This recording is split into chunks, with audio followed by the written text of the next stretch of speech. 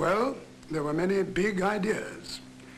Here's an airship trying the experiment of landing on an aircraft carrier. Mind the water ballast.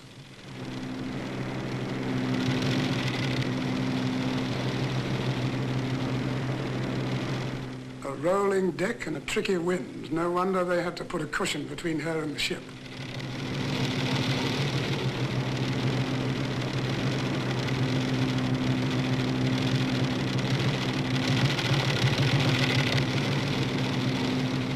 Yes, big ideas and smaller ones.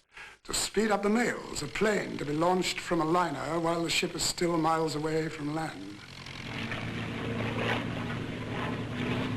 That was one way of making new time on the Atlantic, but in truth, it was only nibbling at the problem. Now, here was something new. A machine designed to skim the water at great speed, neither airborne or really seaborne.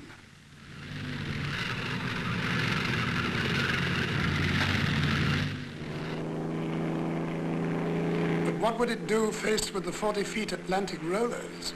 Luckily, no one was foolish enough to try and find out. The answer, and there had to be one, lay elsewhere.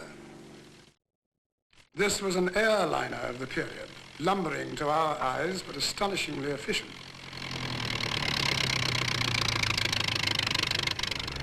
Already we had airports. This was Croydon, bright, gleaming new field for London. Tower, passenger reception, customs area, control, weather section. Yes, the pattern was already there, and it was all working as smoothly and safely as taking a bus.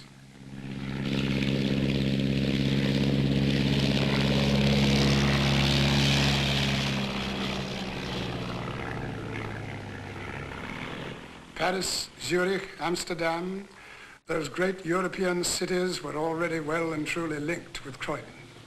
And in all its years of operation, Imperial Airways never killed a passenger. And already they were reaching even further out to the Middle East and Baghdad, India and Karachi, one day to Australia. And then it seemed a dream with all that water between. But how about New York?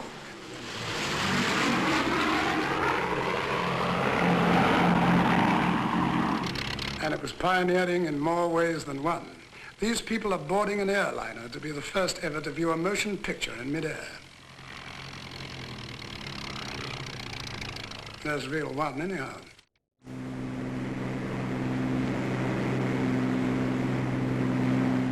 The first flying cinema. But where's the picture? Perhaps someone has blundered and it wasn't the real one after all. But the Atlantic. How about the Atlantic? Well, this was one effort. An Italian one, built to take 100 people off to New York with all the comfort and trimmings possible. The only snag was that far from setting down in the waters of New York Harbor, to the best of our knowledge, it never got off the waters of Italy. But you know how it is with the schemes of mice and men. And talking of schemes of mice and men, every man to have his own blimp. That was the idea behind this one.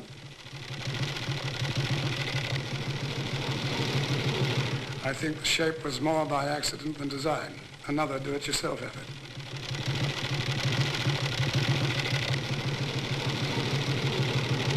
But it showed the air-mindedness of the times. Or should I have said single-mindedness? But what goes up must come down.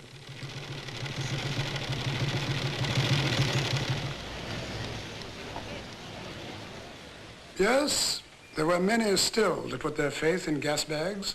The silent, dignified, almost pompous round balloons still held the attention of thousands. And with them a new sport, balloon jumping. What goes up must come down, or does it?